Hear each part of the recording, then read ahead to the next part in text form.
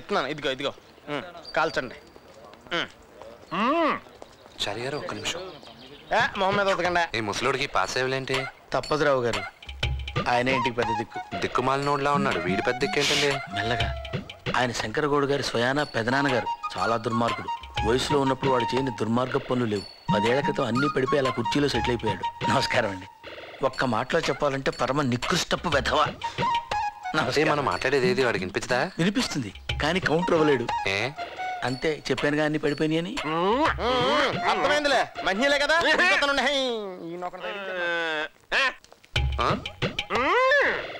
ఈ పడిపోయిన కాలం మీద మేము పడాలంటావు.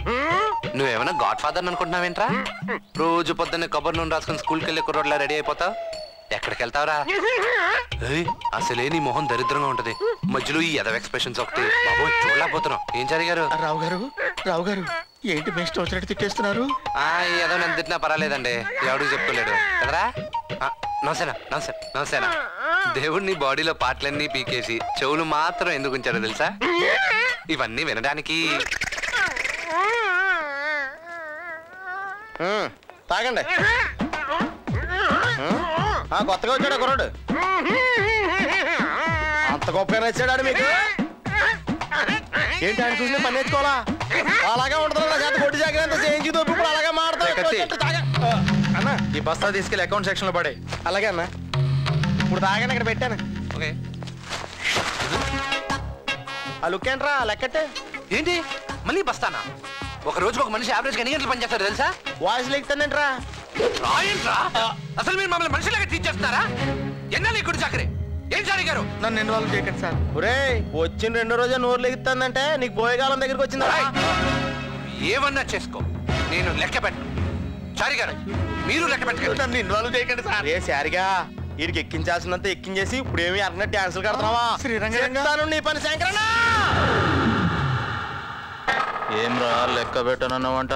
అవును సార్, అంతేగా చారి గారు. నన్ను ఇన్వాల్వ్ చేయకండి సార్, నాకేం తెలీదు. చూడన్నీ చెప్తానంటుంటే సారిగాడు వద్దంటున్నాడు. శంకర్ అన్న దగ్గర వంకర మాటలు మాట్లాడితే కోసి కాకులకేస్తా. ఏమ్రా దిమాగ్ ఖరాబ్ అయిందా? లేదు సార్, ప్రపంచం అడ్వాన్స్ అయింది. రేడియో కనిపెట్టామని రిలాక్స్ అయ్యి ఉంటే టీవీ వచ్చిండేదా?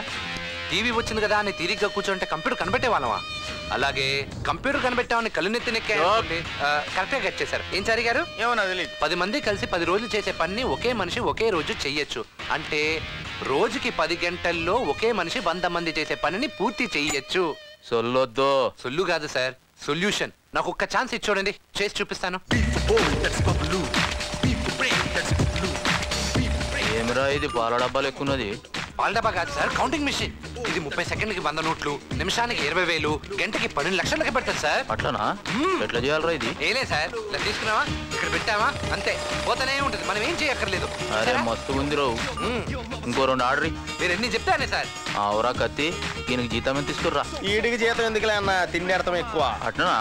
నీ జీతం ఏందో? 4,000 ఇస్తున్నారన్న, 1000 పెంచుతా అన్నారు. గా పెంచేది ఏదో దీనికి పెంచి టోటల్ 5 ఫిక్స్. రావు గారు మీరు భోంచేరా? చేస్తే ఎందుకు చేయం? రండి లైన్లో నిలబడదాం. ఎలాగో చివరినున్నాం, అక్కడ నిలబడే బదులు ఇక్కడ కూర్చోడం బెటర్ కదా. కరెక్ట్ గా చెప్పారండి. బ్రెయిన్ యూస్ చేస్తే స్ట్రెయిన్ దొరుకుతుంది చారి భయ్యా. ఆ విషయం ఆల్రెడీ ప్రూవ్ చేశారు కదా సార్ మీరు.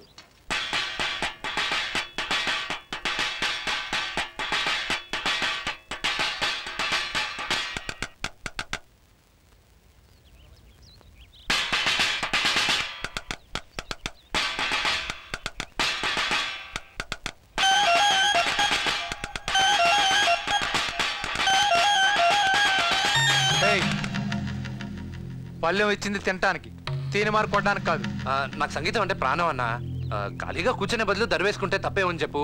పైగా సంగీతానికి పశువులు పావులు స్పందించడం మనం చూస్తూనే ఉంటాం. ఏం చారి గారు? నేను ఎప్పుడు వెళ్ళలేదు, నన్ను ఇన్వాల్వ్ చేయండి సార్. సోదాపి వెళ్ళి తినండి. అలాగే సార్.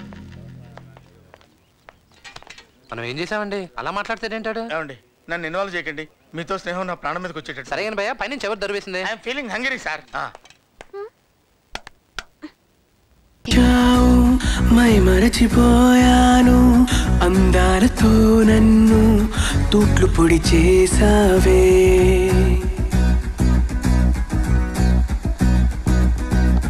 ఇన్నెన్ని నాళ్ళైనా నీ జాడ పొడలేక ఎందెందు వెతికానో, కాలమే వృధాయనే. పరువ ఇవ్వాలని వెన్నెన కనలేని నా వేదన ఈ పొద్దే